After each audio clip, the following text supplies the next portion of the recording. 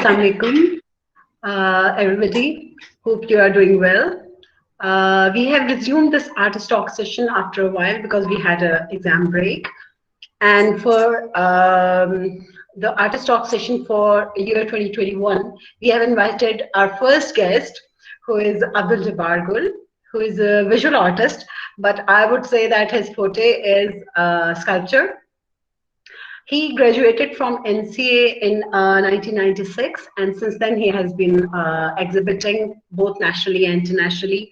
And he has participated in various residency, which also includes national and international residencies. He actually has worked in various mediums like painting and sculpture and installation and all these mediums. And he has also worked for he has done commercial projects as well, private projects as well, and some of his commercial projects include coin mural, which he did for State Bank of Pakistan, and then he did metal sculpture, which was done for Faisal Bank Karachi, and he participated in different symposiums internationally as well, which include Wool Symposium in Spain, which was in 2013, and then he participated in International Stone Sculpture Symposium, which was in Korea, which was in year 2011.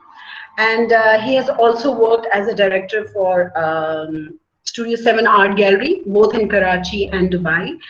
And he has also won very prestigious awards. He has got National Excellence Award for Sculpture by PNCA, which is Pakistan National Council of Arts.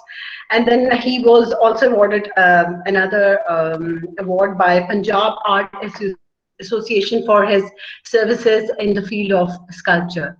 So today we'll be talking to him about his interest in pursuing an art career in the first place, that why did he do that. तो आज हम जो जबार से बात करेंगे वो सबसे पहले तो ये कि जबार आपने आर्ट को क्यों सोचा कि you will pursue that as a career, और कोई और साइंस या कुछ और क्यों नहीं सोचा जो कि नॉर्मली होता है. मेरी तरफ से भी सबको अस्सलाम वालेकुम और बहुत बेस्ट विशेस सब लोगों को, आपको भी और आपके स्टूडेंट्स को. वालेकुम अस्सलाम सर. Thank you. ये जो सवाल है कि मैंने आर्ट को क्यों चूज किया, तो मैंने आर्ट को चूज नहीं किया, आर्ट ने मुझे चूज किया है, तो ये लगता है. हाँ, इनफैक्ट पता नहीं, ये काफी दफा मैं कह चुका हूँ बात कि जो एक कहते हैं बॉर्न आर्टिस्ट, अगर वो कोई वैलिड चीज है और वो कोई रियलिटी है, तो शायद जब मैं अपने ऊपर अप्लाई करता हूँ तो मुझे लगता है कि वो बहुत बचपन से, बहुत अर्ली एज से एक सेंस ऑफ एस्थेटिक्स वो कहीं था शायद.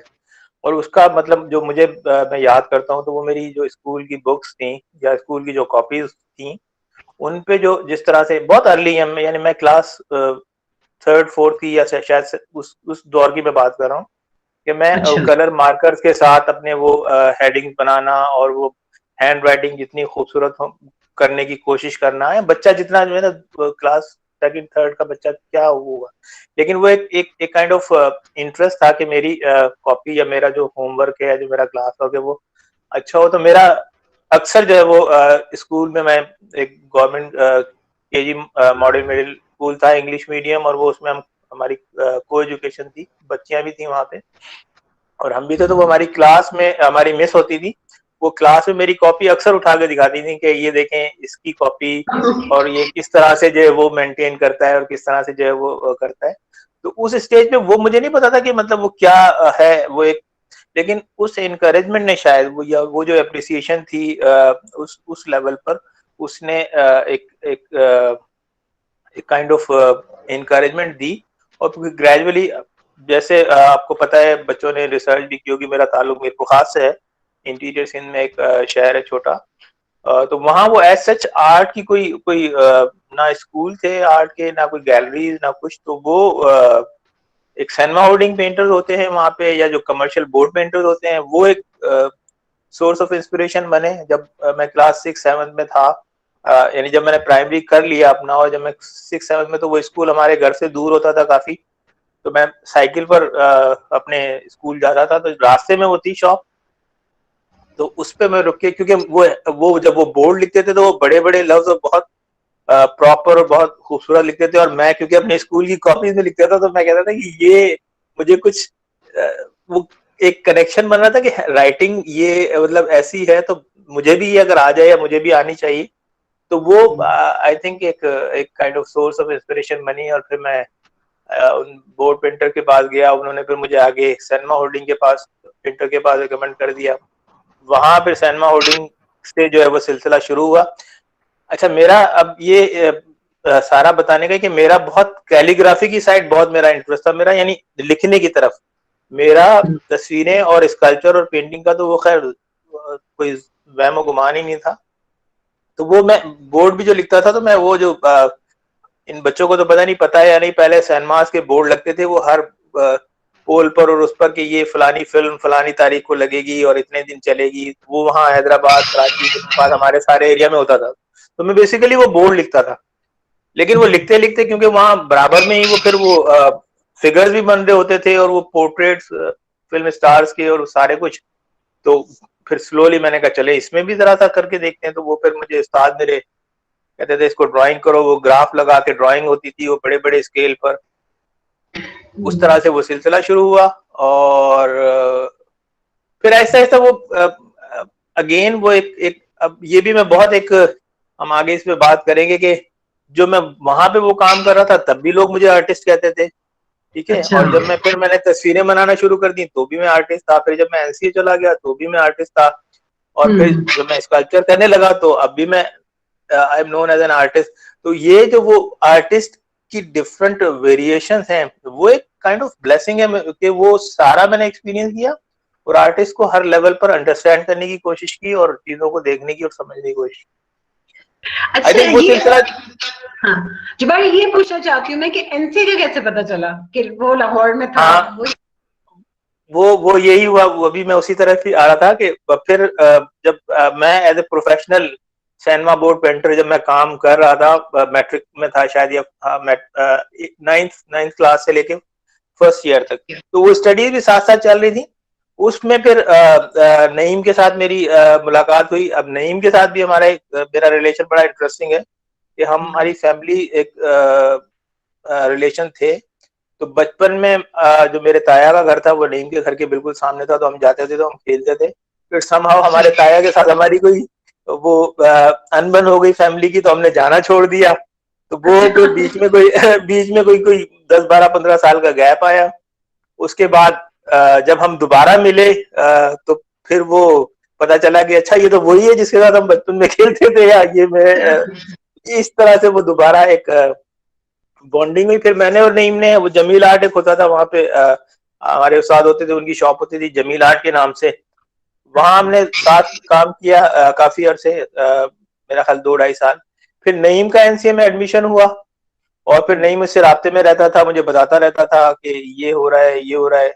तो फिर मैंने विजिट भी किया। एक हमारे वहाँ पे हाई स्कूल में टीचर होते थे लाल मोहम्मद पठान साहब, उन्होंने मुझे कहा कि तुम्हें जो है वो ये परसू करना चाहिए और तुम्हें एनसीए जाना चाहिए। तो इस तरह से फिर वो एनसीए का एक नईम के थ्रू और लाल मोहम्मद साहब के रेफरेंस से वो एक इंट्रोडक्शन हुआ। फिर मैंने विजिट किया और फिर उसके बाद एडमिशन लिया। ठीक है। अच्छा, वो जो वही बात है कि अगर हम एनसीए का वो पूरा पीरियड क्रॉस कर जाते हैं, क्योंकि बहुत सी चीजें हैं इसमें, प्रिंट मेकिंग भी आपने की, बहुत मीडियम्स ट्राई किए, फिर अल्टीमेटली करके स्कल्पचर पे, क्योंकि मुझे लगता है स्कल्पचर शायद काफी डिफिकल्ट मीडियम है, लोग ज्यादा इसको परसू नहीं करते, शायद इसको पता नहीं क्या वजह है, आई डोंट नो कि क्यों नहीं परसू करते इसको, कैरी मतलब इसको साथ काम करना मुश्किल है, इसमें हैंडलिंग चीजों की, हैवी चीजों को उठाना कुछ करना, शायद ये वजह है, मुझे नहीं पता क्या वजह है। लेकिन आपने क्यों उस कल्चर को क्यों परस्यू किया है, अगर मेनली देखा जाए तो? जनी इसमें आपको तो याद है, आप लोग हमारे 1 साल सीनियर होते थे, मैं जब फर्स्ट ईयर में था आप लोग सेकंड ईयर में थे, नहीं, और आप लोग, तो मेरा बड़ा एक इंटरेस्टिंग सा ये ब्रीफली मैं बताऊं कि मैंने एनसीए में जो एडमिशन लिया वो डिजाइन में लिया था।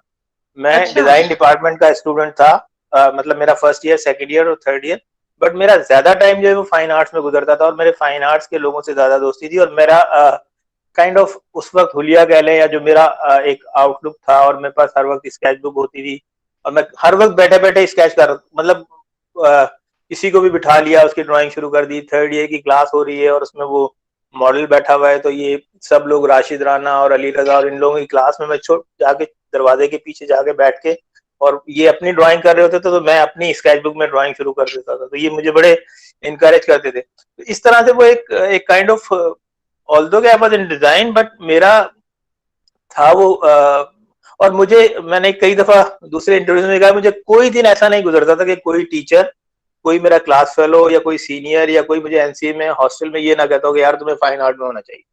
अच्छा। तो वो एक कॉन्स्टेंटली बम्बार्डमेंट होती थी कि फाइन आर्ट्स में होना चाहिए, फाइन आर्ट्स में। बट मैंने कहा नहीं, मुझे डिजाइन करना है और मैं आज तो अपने शौक पे कर रहा हूँ, मतलब ड्राइंग वगैरह मैं कर रहा हूँ, तो होती रहेगी। तो टू कट स्टोरी शॉर्ट, वो थर्ड ईयर डिजाइन तक मैंने डिजाइन पढ़ा। वहां पे उस दौरान में मैंने अपना एक डिजाइन ऑफिस भी स्टेब्लिश कर लिया और अपनी मैं प्रोफेशनल जॉब भी कर रहा था। तो चीजें बहुत स्मूथली चल रही थी, यानी और लग रहा था कि बस फोर्थ ईयर डिजाइन करके अपना ऑफिस स्टेब्लिश हो जाएगा, कर लेंगे और अपना करेंगे। लेकिन थर्ड ईयर डिजाइन में कुछ चीजें ऐसी हुई, कुछ इंसिडेंट ऐसे हुए कि जिसने मुझे कहा कि नहीं, ये जो है मुझे नहीं करना। उसका सबसे एक जो मेन अगर की रीजन था वो ये था कि वो डिजाइन में you have to compromise, you have to sort of fulfil the requirement of the client. और वो एक होता है कि आपको, बट और मतलब जो आपका क्लाइंट, क्योंकि वो पैसे दे रहा है, तो वो जो कह रहा है वो आपको you have to compensate him. हाँ, तो उस टाइम पे मुझे लगा कि यार नहीं, मुझे वो करना चाहिए जो कि मुझे, मेरा जो दिल करे मैं करूं। मेरा ना कोई क्लाइंट हो, ना मेरा कोई मुझे डिक्टेट करने वाला हो in a way. Then I switch to fine arts. और वो बड़ा एक बोल्ड डिसीजन कह लें या बड़ा एक ब्रेव डिसीजन कह लें कि थर्ड ईयर आपका कंप्लीट हो गया है and you are doing really good, और आपका अपना ऑफिस बना हुआ है, सब चीजें हो रही हैं, और आप यू टेक ए डिसीजन कि नहीं, अब मुझे डिजाइन नहीं करना, मुझे फाइन आर्ट्स करना है। तो I switch to fine arts. और फिर उसके बाद जो आपका सवाल है कि स्कल्पचर का कैसे आया, तो फाइन आर्ट्स में जब मैंने स्विच किया, और ऑल्दो कि वो फर्स्ट ईयर में हमने जो एक पूरा फंडामेंटल होता है उसमें स्कल्पचर वो किया हुआ था, उस पर भी काफी वो एप्रिसिएशन मिलती थी, वो बर्ड फॉर्म और वो सारा जो क्ले से हम बनाते थे। लेकिन वो क्योंकि डिजाइन में चला गया मैं, तो वो तो सब भूल गए। लेकिन खत्म हो गया। लेकिन जब फाइन आर्ट्स में स्विच करने के बाद, सेकेंड ईयर फाइन आर्ट्स में, वो आपको पता है कि चारों चीजें, चार पांच जो एरियाज हैं, मिनिएचर, प्रिंट मेकिंग, स्कल्पचर और पेंटिंग, वो सब हम करते हैं। तो जब मैंने स्कल्पचर किया तो उसमें वो असाइनमेंट पोर्ट्रेट बस्ट बनाने की थी। उसने फिर मेरा एक पूरा जो है वो परसेप्शन चीजों का, या कह लें कि मेरा जो एक आर्ट के बारे में था, वो एक पूरा चेंज कर दिया। मैंने कहा ये सीखना है, ये करना है। उसकी कई रीजन थी। उसकी एक शायद उस वक्त रीजन ये थी कि वो बहुत मुश्किल था, लगा मुझे, वो जो आप बात कर रही है ना कि बहुत मुश्किल, बहुत चैलेंजिंग, और बहुत मुझे लगा कि ये जो है वो कुछ ऐसी चीज है जिसको के एक्सप्लोर करना चाहिए। वो ड्राइंग पेंटिंग का, क्योंकि वो बचपन से करते आ रहे थे और उसका कोई फियर नहीं था और कोई उसका एज सच वो एक्साइटमेंट नहीं थी कि पेंटिंग वगैरह का। तो वो मैंने कहा वो तो मतलब कुछ आती है, कुछ देख देख के लोगों से सीख भी जा सकती है, वो कोई इशू नहीं है। लेकिन ये स्कल्पचर एक ऐसा एरिया है जो कि ना कभी सुना, ना कभी देखा, ना कभी पढ़ा। तो बस वो एक आप कह लें कि एक काइंड ऑफ बहुत, अगेन वो उस तरह का ब्रेव डिसीजन या बोल्ड डिसीजन कह लें, वो स्कल्पचर जो है वो मेरे लिए चैलेंज लिया आपने। क्योंकि अगर देखा जाए तो आपने डिजाइन इसलिए छोड़ा है क्योंकि आप ज्यादा अपने आप को एक्सप्रेस नहीं कर सकते थे। वो जो डीपली एक्सप्रेस करना, जहाँ पे वर्ड्स ना यूज करें, कुछ और अपनी बात को फुली कन्वे करें, फिर मीडियम को एक्सप्लोर करना, फिर वही बात है कि स्कल्पचर को लेना, स्कल्पचर के मीडियम, जैसे आप क्ले की बात करते हो, और मैंने आपकी कहीं पढ़ा भी है कि जहाँ आपने ज्यादा कहा कि मैं वुड एंड मेटल में ज्यादा कंफर्टेबल फील करता हूँ। वही बात की वो ज्यादा हार्ड मटेरियल्स हैं, उसको मतलब कार्व करके कार्व आउट करना, ये जो भी, और क्ले जो है वो और तरह की चीज है। तो वो इतनी टफ जॉब जो है, वो फिजिकली चैलेंजिंग जो चीज है, वो आपने उठाई है असल में। बेसिकली क्या ऐसा है, या टेक्निक वाइज आपको मेटल को मोल्ड करना और वो करना ज्यादा पसंद है? क्या वजह है इसकी, मीडियम क्यों पसंद? देखो पता है जरी, एक मैं आपको बड़ी इंटरेस्टिंग बात बताऊं, ये आपके बच्चों के लिए बड़ी इंपॉर्टेंट होगी। कि हम सब जो है ना वो हमने कहीं, एक कहा जाता है कि हम कोई पुर्जे हैं और हमें जो लाइफ जो है ना वो ग्राइंड करती है, और हमें जहां कहीं फिट होना होता है ना तो वो हम जाके फिट हो जाते हैं। अब मुझे अगर स्कल्पटर बनना था, ठीक है ना, तो कहाँ वो सैनमा होल्डिंग और कहाँ वो मिरपुर खास और कहाँ वो और कहाँ एनसीए और कहाँ डिजाइन और कहाँ कुछ, वो बेसिकली वो एक ग्राइंडिंग प्रोसेस था जिसमें कि जिसने मुझे शेप अप करना किया कि मैं कोई स्कल्पटर बन जाऊं। अच्छा, अब एक और एलिमेंट जो कि शायद बहुत इंपॉर्टेंट है, जिसको मैं अब रियलाइज करता हूँ, उस टाइम पे नहीं।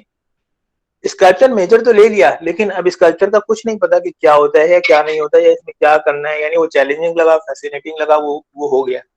लेकिन मीरपुर खास में मेरे फादर जो थे उनकी अपनी एक वर्कशॉप थी, वो बेसिकली ब्लैक स्मिथ लोहार, लेकिन वो एक बड़ी डाइवर्स किस्म की वर्कशॉप थी, जिसमें मेटल का काम भी होता था, जिसमें लकड़ी का काम भी होता था, जिसमें और मेरे फादर खुद भी बहुत एक मल्टी टैलेंटेड और एक बहुत डाइवर्स किस्म के इंसान है, तो कोई भी काम आ जाए तो वो उसको कहीं ना कहीं किसी न तरह से रिजॉल्व कर लेते। तो beside all that cinema holding और पेंटिंग और वो सारे के, मैं अपने फादर की शॉप पे भी जाता था, और वो जब भी जितना भी टाइम मिलता था तो मैं जाके लकड़ी से, और वो वुड टर्निंग मशीन मैंने चलाना सीख ली, और वो लकड़ी का काम या लोहे का काम जो मैं वहां पे एक्सपीरियंस कर सकता था वो कर लिया। अच्छा, वो ये सारा एक्सपीरियंस जो मैंने फादर की वर्कशॉप में किया, ये बिल्कुल कहीं अनकॉन्शियस या सबकॉन्शियस में चला गया। इसका कोई मुझे याद दहानी कोई कुछ नहीं। मैं डिजाइन पढ़ रहा हूँ, डिजाइन से मैं फाइन आर्ट्स में आ गया, फाइन आर्ट से मैं स्कल्पचर में मेजर ले लिया। अब जब स्कल्पचर मेजर लिया तो यू वोंट बिलीव कि वो सारा एक्सपीरियंसेस जो कोई 20-25 साल पहले फादर की वर्कशॉप का था, वो एकदम से दोबारा क्लिक हुआ कि ओ, मुझे तो ये भी पता है, मुझे तो ये भी पता है, मैं तो लकड़ी का काम भी कर सकता हूँ, मैं तो लोहे का भी कर सकता हूँ, मैं तो तो वो टूल्स के साथ जो एक लोगों का फियर होता है ना कि टूल्स कैसे और टेक्निक्स कैसे, वो सारा एकदम रीलॉन्च हो गया मेरी पूरी में, और मैं उस कॉन्शियस हो गया उसके सारे और सारी चीजों के। तो फिर मेरे लिए स्कल्पचर करना कंपैरेटिवली बाकी लोगों के आसान हो गया कि लेबर का कोई इशू नहीं था, टूल्स का कोई इशू नहीं था, मीडियम्स का कोई इशू नहीं था, क्योंकि वो एक बेसिक अंडरस्टैंडिंग तो वहां पे हुई थी फादर की वर्कशॉप में। अब यहाँ पर आगे उसको फर्दर एक्सप्लोर करना था। तो दैट्स हाउ ऑल्दो कि उस सारे के बावजूद भी स्कल्पचर बहुत लेबोरियस, बहुत टाइम कंज्यूमिंग और बहुत मेहनत तलब है, लेकिन क्योंकि वो बचपन में कुछ वो भी चीजें की हुई थी तो उसने बहुत हेल्प किया। आपके लिए बड़ा वो टॉय की तरह ही था, मतलब क्योंकि अगर आप शुरू से ही बात है कि जो बच्चे शुरू में अपने फिजिकल चीजें करना शुरू कर देते हैं, वो बड़े होके भी कई चीजें काफी जो होती है ना, जो 3D टाइप की चीज हो या बाकी, उनको लिए आसान होता है उसको हैंडल करना। अगर आपने बचपन में कई चीजें नहीं की तो मतलब मुझे लगता है कि कई जगहों पे मैंने जहाँ नहीं की वहां मुझे मुश्किल लगता था। तो मुझे लगता है कि ये एक और लिहाज से भी बड़ा इंपॉर्टेंट है कि जो हम न्यू मीडिया पर चले गए हैं और हम अपने हाथ से फिजिकली कई चीजें नहीं करते, हम कई चीजें लूज कर जाएंगे अपनी जो फिजिकल वाली एबिलिटी है। तो हमें एक बैलेंस रखने की जरूरत है दोनों में, क्योंकि इसमें भी हम कई दफा कई इस तरह की चीजों पे कॉम्प्रोमाइज करना शुरू कर देते हैं कि सारा कुछ सही हो जाए, बहाना हो। क्योंकि मुझे याद है कि मेरे लिए 3D स्कल्पचर करना बड़ा मुश्किल होता था यूं, लेकिन जब भी मैंने 3D एनिमेशन किया तो वो बहुत अच्छी होती थी, क्योंकि वो वहीं पर मूव कर रही होती थी, मुझे फिजिकली मूव नहीं करना पड़ता था। मुझे मैं हमेशा कहती थी कि यहाँ मुझसे स्कल्पचर, वहां मुझसे पेंटिंग बहुत अच्छी होती है, यहाँ से मुझसे स्कल्पचर या एनिमेटेड चीज जो 3D होती है उसको विजुअलाइज करना बड़ा आसान है, लेकिन वहां फिजिकली खड़े होकर मुझे लगता था that was too laborious for me. मुझे तो सांस चढ़ जाती थी, मेरी तो हालत खराब हो जाती थी, तो मैं उसको परसू नहीं कर सकती थी। तो इसलिए मुझे लगा कि बहुत लेबोरियस है और शायद बंदों के लिए भी मुश्किल है। जैसे आपने टेक्निक वाइज बात की ना, बचपन से आपके हाथ से एक चीज, एक मटेरियल निकला हुआ है, इसलिए आपको जो है ना उसके ऊपर फुल कंट्रोल है। अब मैं इस पे आना चाहती हूँ कि वो तो हो गया क्योंकि वो मीडियम था और बाकी, और फिर यहाँ पर आके आपने जो बेसिक्स आप सीखते हैं या कि फॉर्म क्या है बाकी, लेकिन फिर जब आप जैसे हमारे स्टूडेंट्स भी ड्राइंग सीखते हैं बाकी, लेकिन जब वो उसे आइडियाज पर ले जाना चाहते हैं, जो आप इमेजिनरी आइडियाज पे जाते हैं या कुछ सोचना फिर उसको ट्रांसलेट करते हैं, एक तो होता है ना कि सामने देखा बनाया और उसको कॉपी किया, एक होता है कि क्योंकि अब आपकी आहिस्ता आहिस्ता उस तरफ ट्रांसफॉर्म करने लगता है कि अब न्यू आइडियाज जो आपको आ रहे थे, कि वो वही बात है कि पेंटिंग से स्कल्पचर में जा रहे थे या स्कल्पचर से पेंटिंग में जा रहे थे, वो क्या आइडियाज थे? कुछ तो हम रीड कर पाते हैं, लेकिन आपके ख्याल में क्या था वो, क्यों इस तरह से जैसे कुछ पेंटिंग्स में आपके हैं, आपकी जो स्कल्पचर है वो स्टूडेंट्स ने भी देखा होगा कि मुझे भी लगा कि प्रिमिटिव टाइप की चीज है। फिर वो जो आपने कहा ना वो जो डेस्टिनी की बात, वो मुझे आपके काम में नजर आती है। वो जो नहीं है टैबलेट्स उनके गले में है या बाकी, वो लगता है वो भी, जैसे हमें कहा जाता है कि हर एक के गले में एक तख्ती है, उसका एक डेस्टिनी लिखी हुई है, एक मजहब के साथ मुझे लगता है कि रिलीजन के साथ स्पिरिचुअल कुछ वो ताल्लुक भी आपके काम में है, मुझे ऐसे भी नजर आता है। ऐसा ही है या आप किसी और तरह का? आई थिंक ये तो बहुत बहुत सारे सवाल हो गए एक साथ, और मुझे तो याद भी नहीं रहे कि सवाल पहले कहाँ से शुरू हुआ था। हाँ, आई कि थिंक आपके आइडियाज कैसे बनना शुरू हुए, हाँ, मतलब आप इसे इसमें इसमें रियलिस्टिक से आई छोड़ थिंक दें। इसमें इसमें हम पहले थोड़ा सा मैं उस सेक्शन को एड्रेस करूंगा जो आपने शुरू में कहा। ये बहुत हम वियर्ड टाइम्स में रह रहे हैं, और ये बड़ी एक अजीब सी कि हर चीज बहुत ऑनलाइन और बहुत आर्टिफिशियल उस एआई बेस्ड हो गई है और सारी चीजें। तो वो जो हमारा ह्यूमन इंटरेक्शन, फिजिकल इंटरेक्शन था चीजों से, वो खत्म हो गया, और उसका बहुत बड़ा नुकसान हो रहा है और होगा। ये भी हम रियलाइज नहीं कर रहे, लेकिन ये आहिस्ता आहिस्ता अब बच्चे सारे वक्त जिस तरह मोबाइल पे चीजें कर रहे होते, तो वो जो गलियों में खेलने का एक्सपीरियंस, एक दूसरे के साथ इंटरेक्शन का एक्सपीरियंस, जो ह्यूमन एक्सपीरियंस है बेसिकली, वो निगेट होता जा रहा है। और उससे जो बिल्कुल सही। जनरेशन बिल्डअप डेवलप होगी, वो पता नहीं क्या आगे जाके क्या करेगी, अल्लाह बेहतर जानता है। लेकिन आई थिंक बिल्कुल। वो एक बहुत अनफॉर्चुनेट है। लेकिन स्पेशली बड़े शहरों में, गांव देहातों में और छोटे इलाकों में तो अभी भी लोग, बच्चे वो उस तरह से इंटरेक्ट करते हैं, खेलते हैं थोड़ा बहुत। लेकिन ये जो एक न्यू मीडिया की एक बम्बार्डमेंट हुई है, इसने काफी चीजें डिस्टर्ब कर दी है। मेरे ख्याल में लोग इसे प्रोग्रेस समझते हैं, लेकिन मेरे ख्याल में काफी चीजें बहुत गड़बड़ की तरफ जा रही हैं। तो ये मेरा कमेंट उस बात पे। अच्छा, अब मेरे अपने काम की जहां तक बात है, उसमें स्पिरिचुअलिटी का डेफिनेटली एलिमेंट है, उसमें रिलीजन का डेफिनेटली एलिमेंट है, उसमें मेरे जो थॉट प्रोसेस हैं वो उसी से कनेक्टेड है।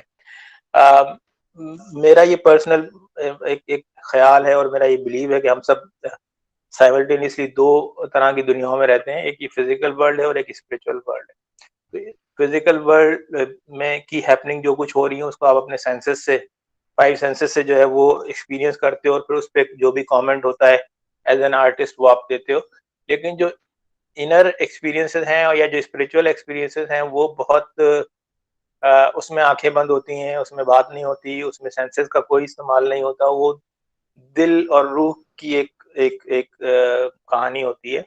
और फिर जब उसको आप एज एन आर्टिस्ट शेयर करने की कोशिश करते हो, तो अगेन आपको आपको सारी वोकैबुलरी, सारे जो टूल्स हैं वो इसी फिजिकल वर्ल्ड से लेना पड़ते हैं।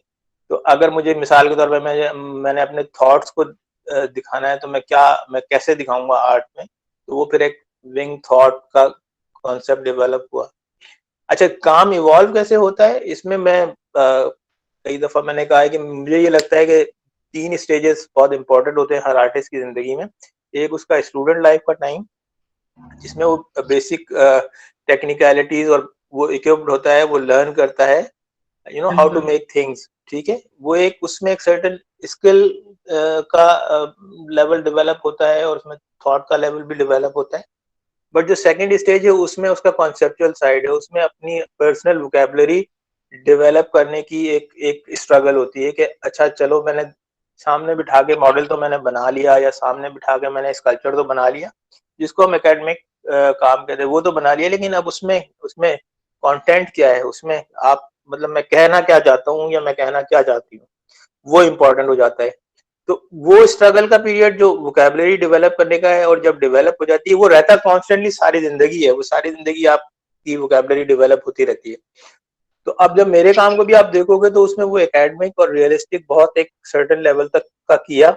लेकिन फिर वही क्वेश्चन मैंने अपने आप से किया कि अब इसमें मैं कहना क्या चाह रहा हूँ।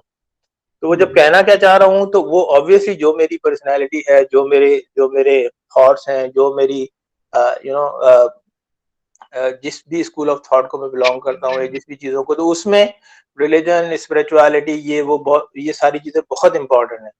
यानी बहुत बचपन से एक शरारती बच्चा और एक वो, यानी मेरा ख्याल में कोई गेम ऐसा नहीं होगा जो मैंने छोड़ा हो।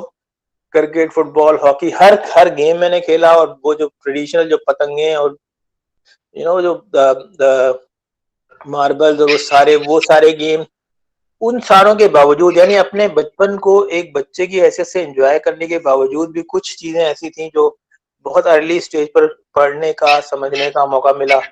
और शायद उसकी वजह ये थी कि मेरी पता नहीं एक बचपन से फैसिनेशन थी कि मैं अपनी एज से ज्यादा बड़ी एज के लोगों में बैठ के और उनको मैं बेशक मैं चुपचाप बैठा हुआ हूँ, लेकिन मैं सुन रहा होता था कि वो वहाँ क्या कम्युनिकेशन हो रही है, क्या बातचीत हो रही है।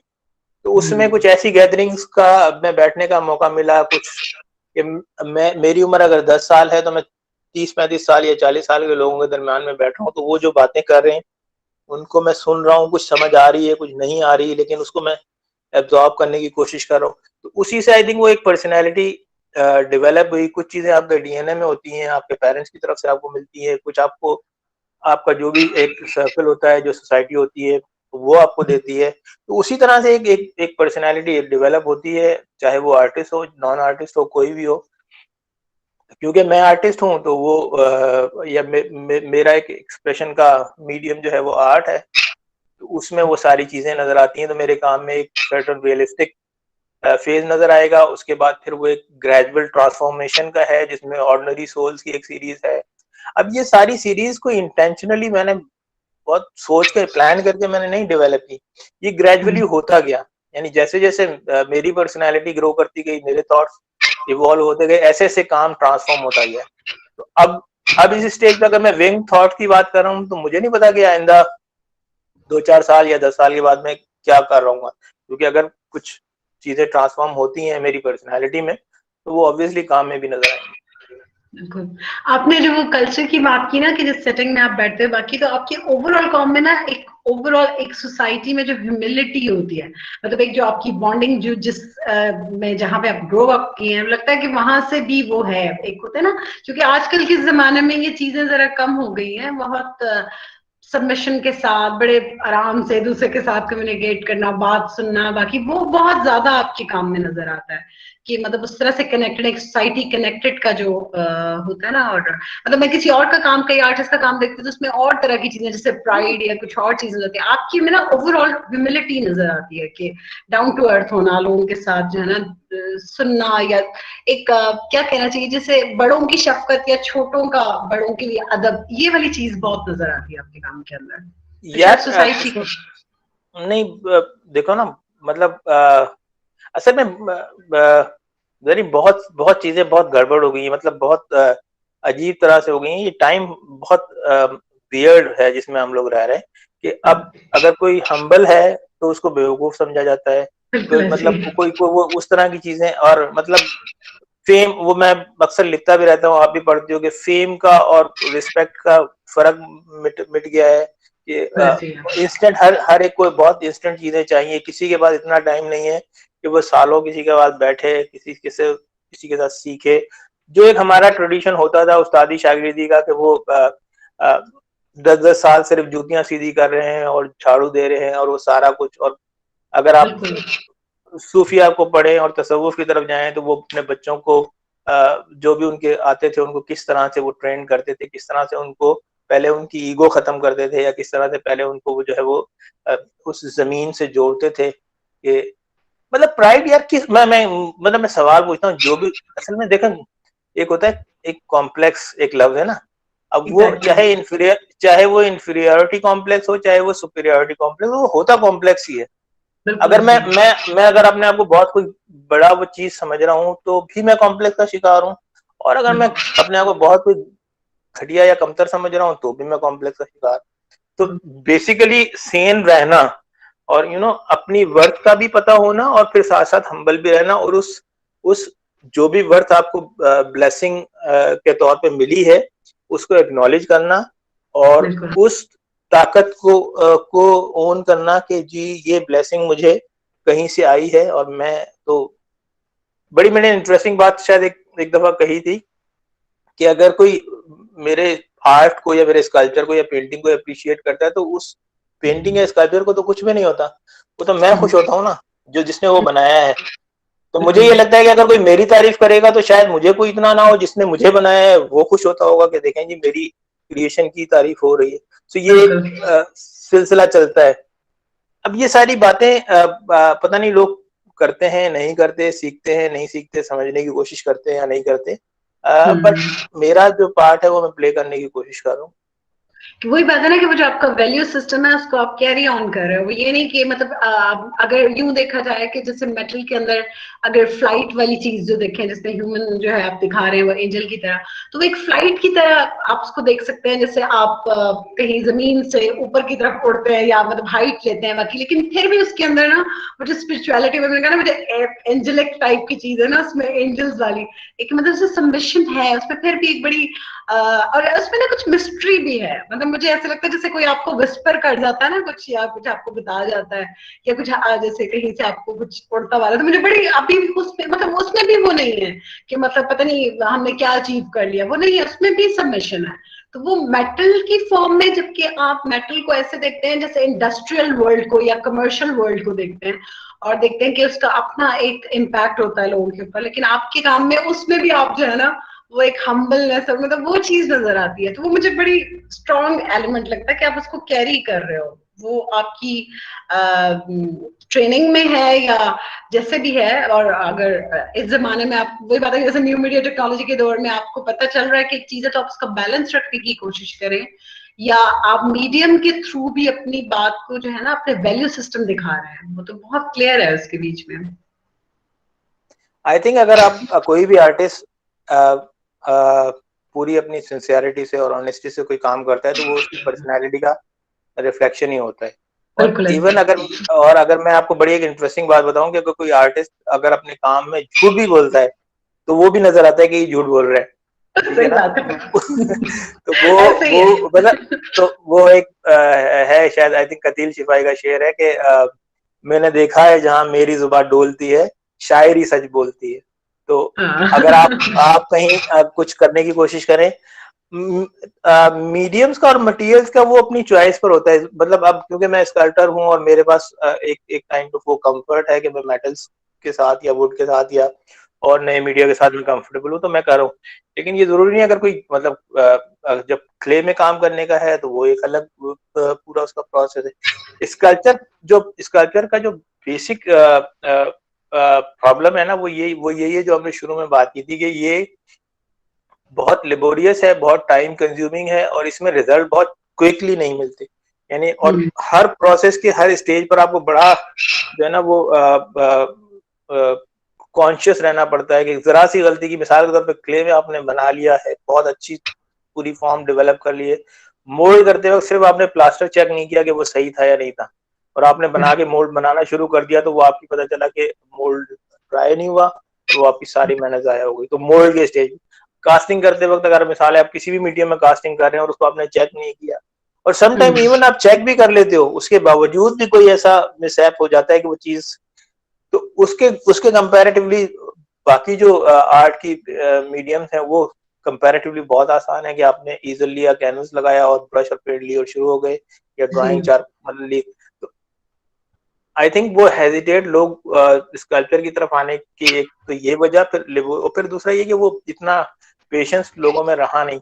और एक एक अगेन मैं बार बार ये बात सिर्फ इसलिए रिपीट कर रहा हूँ क्योंकि बच्चे सुन रहे हैं, ये टाइम बहुत अजीब और गरीब सा है जिसमें हम रह रहे हैं। इसमें जब मिसाल के तौर पे किसी को बहुत शॉर्टकट मार के और बहुत सी चीजें करके अगर फेम भी मिल रहा है, उसको पैसा भी मिल रहा है और उसको एक फेम, अगेन वो इन्वर्टेड कॉमास वाला फेम, तो फिर उसको क्या जरूरत है वो पत्थर और लक्कड़ से और उससे जो है वो सर फोड़ेगा या लोहे से सर फोड़ेगा। वो हर आदमी बस ये चाहता है कि मुझे इंस्टेंट जो है ना वो कोई ना कोई चीज फौरन बस मैं कुछ कर दूं और वो मिल जाए। और इस सोशल मीडिया ने और उस सारे ने वो और भी हमें ट्रैप कर दिया है। एक अब कल परसों भी मैंने जो लिखा उस पर कि कोई भी स्टूपिड सी चीज आप करो और वो आप डाल दो और पता चलेगा कि उसके वो मीम बनना शुरू हो जाएंगे और वो ये होना शुरू हो जाएगा और पता चला रातों रात। लेकिन मतलब ये बच्चों को खास तौर पे ये समझना चाहिए कि ये बहुत फेक है सारा कुछ, मतलब बहुत बहुत ये आर्टिफिशियल है। अभी 2-3 दिन पहले मैं पढ़ रहा था कि कोई टिकटॉक स्टार कोई पता नहीं उनका कोई हुआ है, मर्डर शर्डर हुआ कोई यहाँ कराची में, उसके कुछ 6 मिलियन फॉलोअर्स थे, ठीक है। बट पता चला कि उसकी फैमिली भी उसकी मैयत को लेने के लिए नहीं आई और उसको तदफीन भी जो है वो ईदी वालों ने किया है। तो ऐसे 6 मिलियन फॉलोवर्स का क्या अचार डालना है मतलब कि आप जो बड़ी शॉर्ट लिव्ड चीजें हैं ये, मतलब थोड़ी देर के लिए होती है फिर गायब हो जाती है, मतलब ये बड़ी, मतलब वो कह रही हूँ कि अगर आप न्यू टेक्नोलॉजी पे जा गए हैं तो इसका मतलब ये नहीं कि आपका वैल्यू सिस्टम खत्म हो गया, इंसान ही है ना जो इंटरेक्ट कर रहे हैं, कभी भी ये वैल्यू सिस्टम नहीं जाते और वो कॉन्स्टेंटली रहते हैं, और जहां हम उसको खराब करते हैं वहां फिर वो वापस हमारे मुंह पे वापस आ जाता है, वो आपकी जान छूटती नहीं इससे, इंसानों को वैल्यू सिस्टम पे रहना ही है। एक और चीज जो अभी आपको भी पता है कि हम देख रहे थे अभी जो मीडिया पे भी बात आई थी, वो जो हम कह रहे थे जो गार्डनर्स ने बनाया वहां पे फाइनेंशियल फंडिंग नहीं थी, ये वाली चीजें बहुत चल रही थी, और आपने भी मीडिया पे उस पर बात की है कि उसमें क्या इश्यूज हैं, ये क्या चीज थी। तो ये क्वेश्चन आता है कि हु वुड डिफाइन आर्ट, कि आर्ट होती क्या है, और जो प्रैक्टिस कर रहे हैं उनका जैसे उनके काम में अगर नाइविटी है या कुछ और, तो आर्टिस्ट तो उसको देखते हैं, लेकिन कोई डिजाइनर हो या कोई और हो तो वो उस तरह से नहीं देखते उसको, क्योंकि हमारी ट्रेनिंग और तरह हुई भी होती है। लेकिन उसको डिफाइन कौन करता है कि ये आर्ट फॉर्म है कि नहीं है, और किसकी अथॉरिटी है उस पर कि is it an art form और नॉट? आई थिंक इसका आंसर जनी मुश्किल है देना। इसका एक सिंपल सा आंसर तो ये है कि टाइम डिफाइन करेगा कि क्या चीज आर्ट है और क्या चीज नहीं है। जो मैंने उसमें भी कहा है कि मोहनजोदड़ो और हड़प्पा में जो वो फिगर्स बना रहे थे, अगर उनको उस वक्त उनके लोग वहां पे उनका मजाक उड़ाते तो आज हम उसको शायद वो हम तक चीजें ना पहुंचती। तो ये वो सारा मैंने डिटेल में उस पे अपना कमेंट दिया था कि वो अगर एक ऑनेस्ट और एक सिंसियर एफर्ट है। देखो आर्ट में अगर ऑनेस्टी और सिंसियरिटी निकाल दो तो वो फिर क्राफ्ट रह जाता है, फिर कुछ में कुछ भी नहीं है, बस उसमें सिर्फ एक ठीक है एक स्किल का एलिमेंट है। आप मुझे पैसे दें, मुझसे कोई चीज बनवा लें, तो ना उसमें मेरा वो पैशन आएगा ना वो, अगर मैं आर्टिस्ट नहीं हूँ, ठीक है। लेकिन अगर मैं आर्टिस्ट हूँ तो चाहे मैं कमीशन काम करूँ चाहे मैं अपना काम करूँ, मैं उसमें कोई ना कोई वो एलिमेंट उसमें डाल दूंगा। उस सारे केस में वो हुआ है कि अब सच तो पता चलता नहीं है ना कि सच तो क्या था, और मतलब वो अगर अगर अगर अगर उसकी कोई फंडिंग थी तो लोगों को सजा मिलनी चाहिए, लेकिन अगर कुछ नहीं था तो वो अप्रिशिएट करना चाहिए था। अच्छा दूसरा ये है कि कौन डिसाइड करता है, टाइम हो गया। फिर दूसरा ये है कि अब क्योंकि वो अगेन मैं बार बार ये बात इसलिए कह रहा हूँ कि अब चीजें बड़ा एक किसी ने इंटरेस्टिंग कहा कि अब आर्ट लोग जो है वो देख के नहीं खरीदते, सुन के खरीदते हैं कि किसका नाम या किसकी हाइप या किसका, तो सरफेस पर क्या है वो इम्पोर्टेंट नहीं है, किसने किया है वो इम्पोर्टेंट है। तो वो सारी चीजें जो है वो बदल गई हैं। पहले जो है आर्टिस्ट की उसको या बड़ा उसको माना जाता था जिसमें सर्टन स्किल के, थॉट के और वो सारे एलिमेंट होते थे। अब ये है कि वो सारी चीजें बहुत लॉबीज और फर्म्स और वो सारा चीजें बहुत कमर्शलाइज हो गई हैं, तो अब आप किसी को भी ग्रेट आर्टिस्ट बना सकते हैं, कोई मसला नहीं है। बिल्कुल।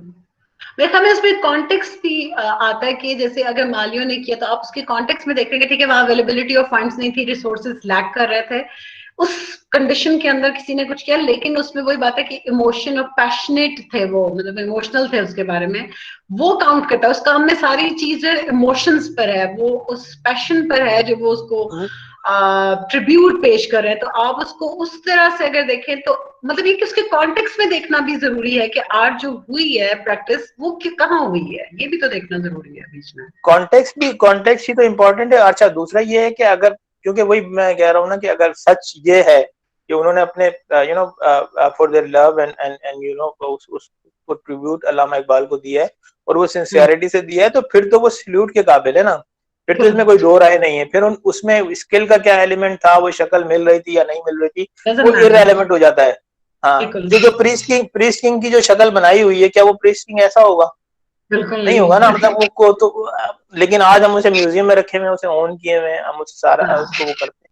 ये प्रिमिटिव जितने भी काम है, हाँ जितने प्रिमिटिव आप जितने आप प्री हिस्टोरिक जो है वो आर्ट देखेंगे तो उसमें कोई शक्ल मिलाने का होता है। फिर वो मैंने एक और वो बड़ी मैंने इंटरेस्टिंग सी एक पोस्ट लगाई थी जिसमें यही दो स्कल्पचर थे और दो स्कल्पचर पिकासो के मैंने लगाए थे कि अगर आपको ये पता ना होगा ये पिकासो ने बनाए हैं तो वो उसमें और उसमें क्या फर्क है। बिल्कुल सिर्फ फर्क ये है कि वो मालियो ने बनाए थे, वो पिकासो ने बनाए थे।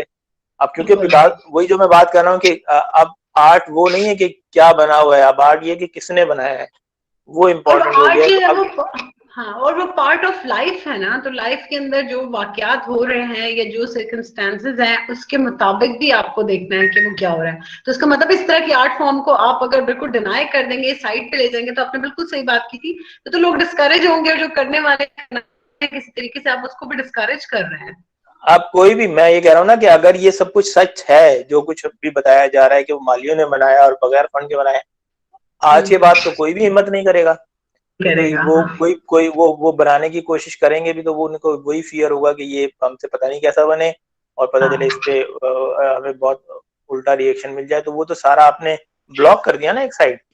बिल्कुल। और आपकी वो जो एक आपने ऑफर की कि मैं इसको कर सकता हूँ अगर मुझे दिया जाए और मैं इनको भी इन्वॉल्व करूंगा, तो दैट वाज वेरी नाइस कि मतलब एक सोशली भी एक कंट्रीब्यूशन करना, कि एज एन आर्टिस्ट एक सोशली कंट्रीब्यूट आप कर रहे हैं कि उन लोगों को भी साथ एंगेज करें जिनको जो चाहते हैं किसी तरह एक्सप्रेस करना अपने आप को, लेकिन आप उनको सिर्फ सोशल इकोनॉमिक स्टेटस की वजह से डिनाई कर रहे हैं उनकी आर्ट की प्रैक्टिस को, कुछ और कि नहीं जी ये कौन है, इन्हें क्या आता होगा, ये तो मतलब बेचारे उनको कुछ पता नहीं। तो आप मतलब उस तरह से भी आप उसको डिसएंगेज कर रहे हैं।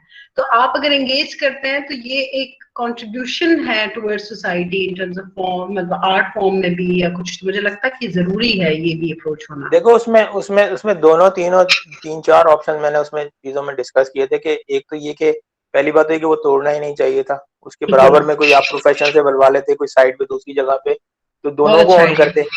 अब बिल्कुल, अगर मिसाल के तौर पर वो डिमोलिश कर ही दिया है, वो तोड़ ही दिया है, तो अब अगर आप प्रोफेशनल्स को हायर करते हैं तो हाँ, मुझे नहीं, वो मतलब एक कोई भी, बेसिकली वो एक ऑफर मेरी तरफ से थी, वो एक आइडिया था कि आप किसी भी हाँ, प्रोफेशनल को हायर करें, चाहे मुझे करें चाहे किसी भी XYZ किसी को भी करें, वो उन लोगों को एंगेज करे जिनकी 3 महीने की मेहनत वहां पे डिमोलिश की गई है, जिनकी बिल्कुल, 2-3 महीने की किसी को पता है जनी अभी अंदाजा ही नहीं है कि मतलब उस स्केल पर सोचना ही एक बहुत बड़ी बात है।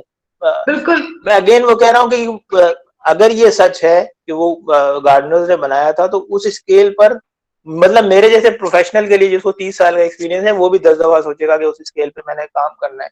तो उन्होंने हाँ। दिन किसी रात ने लगा शेयर के, की और हुई, वो किसी ने हाँ शेयर किया हुआ तो था वो कि पॉसिबल नहीं है इस के ऊपर करना, तो पता नहीं अब अगर उन्होंने किया है तो फिर तो मतलब बहुत बड़ी बात है कि अगर उन्होंने उसको हैंडल किया है इतने बड़े स्केल को, इस मतलब मीडियम एग्जैक्टली की। हाँ हाँ तो वो उसको अब अगेन वो सारा सच पता चले तो फिर पता चले ना बात। फिर पता चलेगा, ये पता।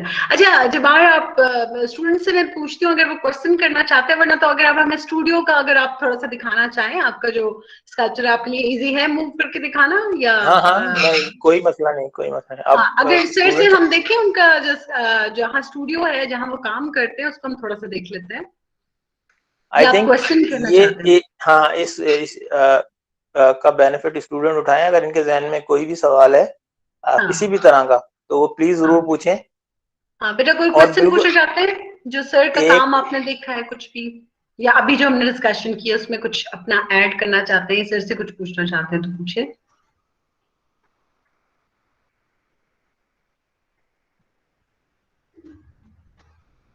जी जी, पूछिए।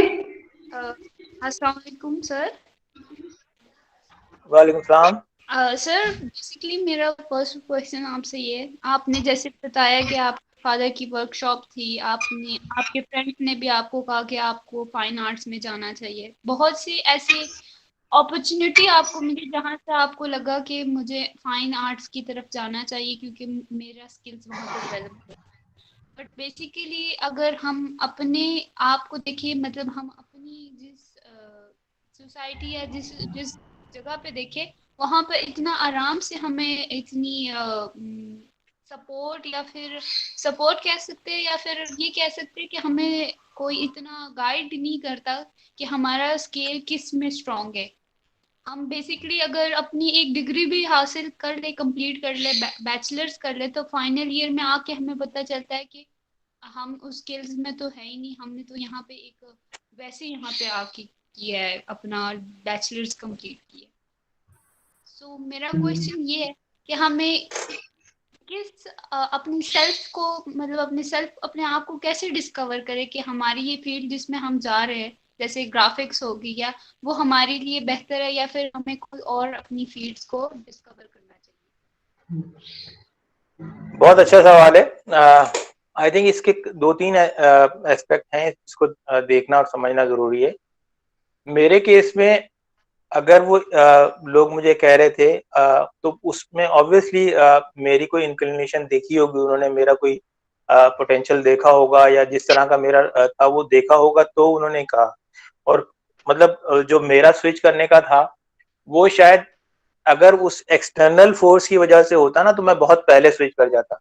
मैंने डिजाइन अगर 3 साल कंटिन्यू किया है और वो उसके बाद अगर मैंने स्विच किया तो वो कोई एक इंटरनल कोई चीज हुई है जो मैंने आपको अभी हमने डिस्कस भी की। तो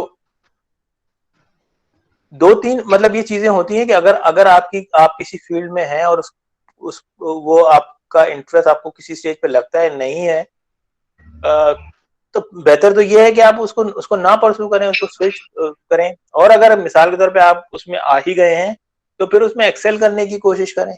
हो सकता है कि आपको एक सर्टेन टाइम के बाद अभी फॉर द टाइम बीइंग अभी उसमें इंटरेस्ट नहीं आ रहा, लेकिन हो सकता है कि कुछ टाइम के बाद आपका इंटरेस्ट डेवलप हो जाए। हमारे साथ बहुत सारे ऐसे लोग थे जो बिल्कुल ब्लैंक, जिनका कोई आर्ट बैकग्राउंड नहीं था, कोई आर्ट में इंटरेस्ट नहीं था, वो आए, now they are really good designers and good artist. उन्होंने अपना एक टेस्ट डेवलप किया, अपना एक वो सारी चीजें डेवलप की। तो ये एक पॉसिबिलिटी हो सकती है। आई थिंक एक एक मैं अक्सर ये बात कहता हूँ कि ये जो एक पेरेंट्स की तरफ से प्रेशर होता है और फिर ये कि एक जो लफ्ज होता है स्कोप, वो बड़ा आपको डिस्टर्ब करता है कि ये जो करोगे तो इसका स्कोप क्या है और ये जो करोगे तो इसका स्कोप क्या है। इसका मतलब मैं कई दफा ये बता चुका हूँ कि स्कोप एज सच कोई चीज नहीं होती। अगर आप किसी भी फील्ड में एक्सेल करते हो तो उसका स्कोप बनता है। अब जब मैंने इसका मेजर लिया था तो आपको मैं बता नहीं सकता कि कितना मुझे डराया गया था, कितना मुझे लोगों ने डिस्करेज किया था कि। और मैं आपको एक और इंटरेस्टिंग बात बताऊं, अगर आज मैं फेलियर स्कल्पचर होता ना तो वही लोग मुझे कहते, देखा हम नहीं कहते थे कि स्कल्पचर ना लो जैसे, है ना। तो अच्छा, अब क्योंकि मैं सक्सेसफुल हो गया हूँ तो अब वही लोग कहते हैं बहुत अच्छा डिसीजन था, यानी क्या बात है तुमने यार, अच्छा डिसीजन।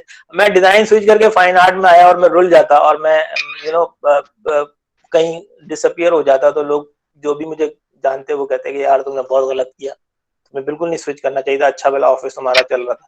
तो वो लोगों की बात या लोगों की चीज वो मैटर नहीं करती, मैटर करता है आपने प्रूव करना होता है। वो कायद आजम ने कहा है ना कि I don't make right decisions, I make decision and prove them right या मेक देम राइट।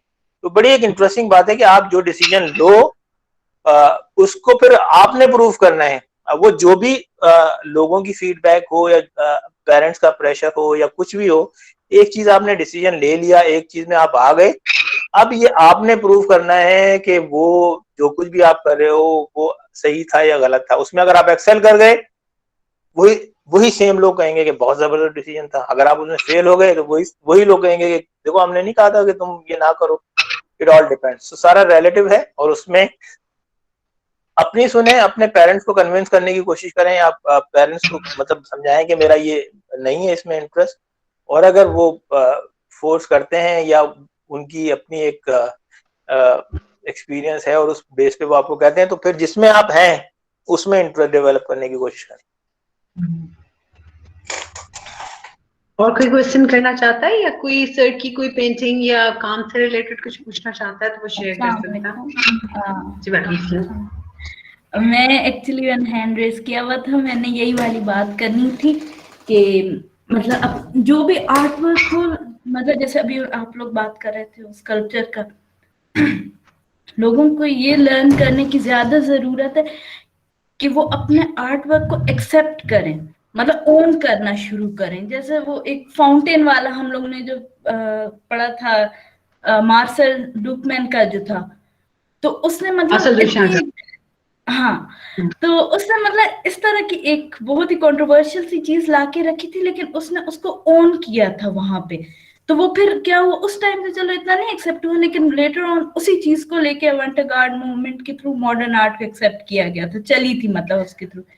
तो ये एक टीचिंग का बहुत इंपॉर्टेंट एस्पेक्ट है। जैसे असल में आपने बात खुद ही कर दी थी ये वाली सर ने कि मतलब लोगों को ओन करना सीखना चाहिए, मैंने हाथ नीचे कर लिया लेकिन मतलब ये एक बहुत इंपॉर्टेंट एस्पेक्ट है कि मतलब स्टूडेंट एज अ स्टूडेंट हम लोगों को ये चीज अपने एक्सेप्ट करना चाहिए, अपना आर्ट स्टाइल वगैरह। थैंक यू, आपने खुद ही कर दी थी बात। हाँ, वो आउट ऑफ द बॉक्स भी अगर आप सोच रहे हैं तो वही बात है ना कि चाहे आप कुछ भी कर रहे हैं, पहले खुद तो बिलीव करें उसके ऊपर, तो फिर कोई बिलीव करेगा ना, फिर आपके पास उसका रीजन होगा ना। क्या कहते हैं जापान? जब आप कोई काम ऐसा करते हैं जिस पर आपका बिलीव होता है, तो उसकी एक्नॉलेजमेंट समटाइम बहुत इंस्टेंट फौरन हो जाती है, लोग उसको एक्नॉलेज कर लेते हैं। समटाइम उसमें टाइम लगता है और वो सेंचुरीज लग जाती हैं बहुत सी दफा, तो बहुत से काम को एक्सेप्ट करने में। असल में पता है क्या है, बच्चों को भी और हम जो भी ये इंटरव्यू सुनेंगे उनको ये समझना चाहिए कि आर्ट और आर्टिस्ट है क्या बेसिकली। क्या आर्टिस्ट एक ऐसी मशीन है जो कि लोगों को प्लीज करने के लिए कोई चीजें बनाती है? आर्टिस्ट कोई ऐसी मशीन है जो पैसा कमाने के लिए बनी है? आर्टिस्ट कोई ऐसी मशीन है जो शोहरत कमाने के लिए बनी है? या आर्ट कोई ऐसी चीज है जो कि आपके घर को डेकोर करने के लिए बनी है? तो ये जो बेसिक सवाल जब तक आप नहीं समझेंगे ना, तो प्रॉब्लम रहेगी। मतलब मैं ऑनेस्टली बिलीव करता हूँ, आजकल ये भी बात होती है कि हमारे आर्ट कॉलेजेस में बच्चों को जो है वो एक काइंड ऑफ बिजनेस, आर्ट को एज ए बिजनेस पढ़ाने की जरूरत है, उनको मार्केटिंग स्ट्रेटेजीज पढ़ाने की जरूरत है, उनको अपना काम प्रेजेंट करने की वो सारी जरूरत है। ठीक है, वो शायद आज के टाइम की जरूरत है, ये बहुत रैशनल अप्रोच होगी, लेकिन मैं लोगों को कहता हूँ कि अगर आप सिंसियरिटी से काम करें और अपने डेडिकेशन से काम करें तो ऐसा हो नहीं सकता कि उसको रिकग्निशन ना मिले, उसको जो है वो अप्रिसिएशन ना मिले। वो मिलेगी। टफ टाइम आते हैं, स्ट्रगल के टाइम आते हैं, उसमें ही तो सस्टेन करना होता है, उसमें ही तो आपने अपने आप को, अगर बात ये ना कि अगर मतलब अब अगेन वो बार बार मुझे मिसाल अपनी देनी पड़ रही है कि अगर मैं इस कल्चर में शुरू में डिस्करेज इस तरह से लोगों ने किया था और मैं अगर हो जाता तो आज वो मैं ना कर रहा होता जो मैं कर रहा हूँ। उस डिस्करेजमेंट को मैंने सुना, उसको मैंने कहा ठीक है, let me do what I feel like और let me prove my worth. और अगर मैं वही अगेन कि वही लोग कोई दुनिया में कोई डिसीजन राइट एंड रॉन्ग नहीं होता, उसको आपने प्रूव करना होता है कि वो राइट है या रॉन्ग है। अगर आपने उसको पॉजिटिव वे में कन्वर्ट कर दिया तो वही राइट हो जाता है, अगर वही नेगेटिव हो गया। आज मैं बैठे बैठे मिसाल के तौर पे कोई आप स्टूडेंट हैं जो डिजाइन छोड़ के अगर फाइन आर्ट में, या फाइन आर्ट छोड़ के डिजाइन में, या जो भी आपका करियर है उसको आप स्विच करते हैं, उसमें फेल हो जाते हैं, तो वही मैं बार बार जैसे कह रहा हूँ कि वो लोग कहेंगे कि वही सही था। अगर आप इसमें एक्सेल करते हैं तो कहेंगे बहुत अच्छा डिसीजन था कि आपने उसको छोड़ दिया। तो इट ऑल डिपेंड्स कि आप उसको कैसे प्रूव करते हैं अपने डिसीजन को। वो ये कि आपका जो बिलीव है, हाँ, जिस पे आप बिलीव करते हैं वहां तक पहुंचने पे आप मेहनत भी करते हैं। ये नहीं कि हाँ एग्जैक्टली, हाँ छोड़ दें उसको, ये तो नहीं, फिर आपको प्रूव भी करना है। बिल्कुल और ऐसे ऐसा पता है मैं जरिए एक और बात बड़ी मजेदार होती है कि जब आप पूरी सिंसियरिटी से मेहनत करते हो और आपको ये पता होता है कि ये मेरा बहुत मैंने दिल से चीज की है, तो फिर उस पर एक्सटर्नल एप्रिसिएशन इररेलेवेंट हो जाती है। ये बात अभी शायद समझ में नहीं आएगी, लेकिन उसमें वो प्लेजर जो है वो सारा आर्ट मेकिंग का वो विद इन योर सेल्फ है। मैं क्योंकि डिजाइन पढ़कर आया हूँ और आपके स्टूडेंट भी बहुत उसमें डिजाइन के उसमें है, तो मैं आपको बताऊँ कि मेरे लिए आर्टिस्ट के लिए कोई टारगेट ऑडियंस नहीं होती। मेरे लिए कोई ये नहीं है कि ये फलां क्लाइंट को पसंद आएगा, ये फलां आजकल इन है, या फलां चीज ये जो है बहुत बैंड वैगन है, इस पे मैं चढ़ जाऊं। मेरे लिए वो इम्पोर्टेंट नहीं, मेरे लिए वो इम्पोर्टेंट है कि मैं क्या सोच रहा हूँ, उसको कौन किस तरीके से लेगा वो मेरे लिए इररिलेवेंट है। कोई अप्रिशिएट करेगा थैंक यू वेरी मच, कोई नहीं करेगा थैंक यू वेरी मच, वो मेरा कंसर्न नहीं है। तो आप अगेन जो भी चीज आप कर रहे हो और उसको आप सोच समझ के और उस पर कर रहे हो, तो मतलब उसका जो भी आउटकम है उसको ओन करें, ना सिर्फ उस काम को ओन करें, जो भी उसका आउटकम है उसको ओन करें। और जैसे मैंने कहा कि समटाइम्स आपको हो सकता है रिकग्निशन आज ना मिले, 10 साल बाद, 20 साल बाद, 50 साल बाद। और एक और इम्पोर्टेंट चीज जो बहुत एक है, अगर आप ये समझते हैं कि आर्ट मतलब आर्ट का मकसद पैसा कमाना है और दौलत कमाना है, तो फिर प्लीज इसमें बिल्कुल ना है। इसमें अगर आप फिर जाएं किसी बैंकिंग की तरफ, बिजनेस की तरफ, और किसी और, मतलब मैं बता रहा हूँ कि जो टॉफियां बेचते हैं शायद वो पैसे ज्यादा कमाते होंगे जो आर्टिस्ट से। आर्ट का है एक सेल्फ अवेयरनेस, ये मतलब एक खास मखलूक होती है अल्लाह ताला ने जो बनाई है आर्टिस्ट को, वो दुनिया को उस नजर से देखना, उन चीजों को उस तरीके से समझना जो बाकी लोग नहीं समझते। और उसका एक जो प्लेजर है वो करोड़ों रुपए कमाने से ज्यादा है। ये मतलब मैं लफ्जी बात नहीं कर रहा, ये आप बिलीव करेंगे कि एक कोई बात आपको समझ आ जाती है, कोई इशारा आपको कहीं से आता है और आप कहते हो ये बात अच्छा ऐसे है, उसका जो प्लेजर है वो लाखों रुपए कमाने से ज्यादा है। मैं ये अक्सर बात कहता हूँ कि जो भी जितने भी पास्ट में आर्टिस्ट से बात ये कि जो अदबी लोग जिसमें शायर हैं, अदीब हैं, जिन्होंने किताबें लिखी हैं, जो पेंट किया, वो कौन से बिलियनर थे मुझे बताए ना। ये तो अभी रिसेंट हिस्ट्री में 100 साल पहले, 150 साल पहले कुछ आर्टिस्ट पिकासो या ऐसे लोग आए हैं जिन्होंने बहुत अपनी लग्जरियस लाइफ भी गुजारी है, वरना उससे पहले अगर आप देखें तो मोस्टली 99% लोग आर्टिस्ट जो थे वो बहुत बेचारे फाका कशी में चले गए। लेकिन जो कुछ वो कर गए, जो कुछ उन्होंने एंजॉय किया, वो कोई भी नहीं कर सकता। वो वही रिफ्लेक्शन ऑफ सोसाइटी भी तो है ना, कि आप वही पता चले आप वैल्यू सिस्टम कैरी करके दिखा रहे हैं कि क्या इंसान होना क्या चीज है।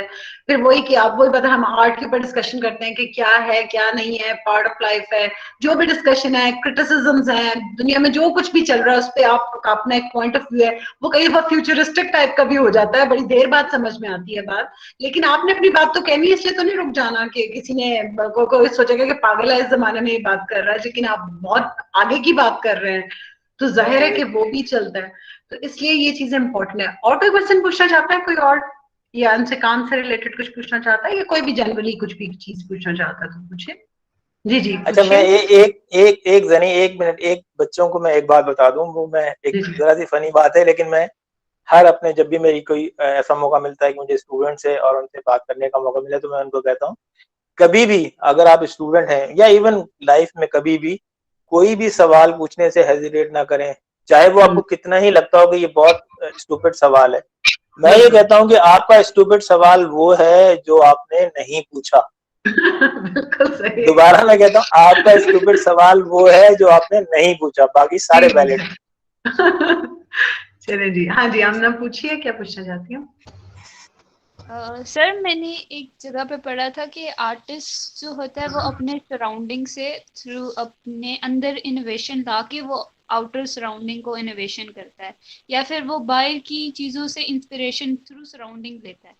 आज के प्रेजेंट दौर में जहाँ पे हमारे पास कोरोना की वजह से सिचुएशन हुई थी, लॉकडाउन हो गया था, हम घर पे थे, तो उस टाइम आपकी क्या मतलब एक इंस्पिरेशन थी जिसने आपको उस टाइम पे काम करने पे कहा कि मैं बाहर तो नहीं जा सकता लेकिन घर पे रह के मैं अपने एसओ को फॉलो करके, ये मेरी इंस्पिरेशन है, ये मेरा आर्ट वर्क है।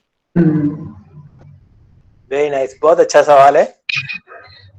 बच्चे, इसमें होता ये है, जैसे मैंने, अगर आपने भी सुना हो तो मैंने कहा कि हम सब जो है वो दो दुनियाओं में, कम से कम 2 दुनियाओं में तो रहते हैं। एक फिजिकल वर्ल्ड है और एक स्पिरिचुअल वर्ल्ड है। तो फिजिकल वर्ल्ड के लिए ये सारी चीजें, आपके सेंसेस, आपका इंटरेक्शन, आपकी बाहर की क्या हो रहा है, वो कभी कभी इंस्पायर करता है। और बहुत सारे आर्टिस्ट को सिर्फ वही इंस्पायर करता है। बहुत सारे आर्टिस्ट को सिर्फ जो इनर वर्ल्ड है वो इंस्पायर करता है, बहुत सौ को दोनों से। मोस्टली को मुझे लगता है कि दोनों का कॉम्बिनेशन होता है कहीं ना कहीं। ये जो कोरोना वाला टाइम है ना, यू वोंट बिलीव कि मैंने और भी कई जगह कहा कि ये it was a kind of blessing in a disguise.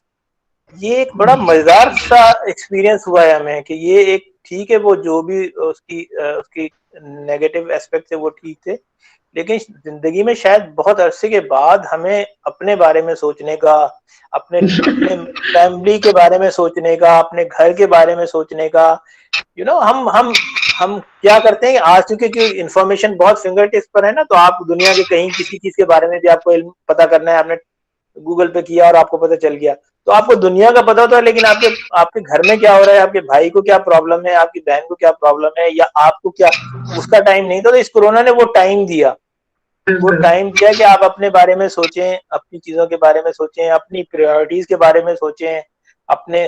तो ये तो बहुत बड़ी एक ब्लेसिंग थी मेरे लिए। तो मतलब वो इंस्पिरेशन कोई उस तरह का इशू नहीं है कि मैं कोई बैठूं कहीं खास टाइम में। हर वक्त इंस्पिरेशन आपसे बात करना, ये सारी चीजें होना, पता नहीं आप लोगों के सवालों में किसने क्या इंस्पायर किया हो, तो वो चीजें तो कॉन्टिन्यूसली चलती रहती हैं। तो शायद जो कोरोना के टाइम में जितना काम मैंने प्रोड्यूस किया अपने स्टूडियो में, जितना कुछ मैंने किया, वो शायद उससे ज्यादा है जो मैं नॉर्मल रूटीन में करता था। क्योंकि ना कहीं मैं जा रहा हूँ, ना मैं कहीं किसी से मिल रहा हूँ, ना मैं कुछ, बहुत लिमिटेड सारी वो हो गई हैं।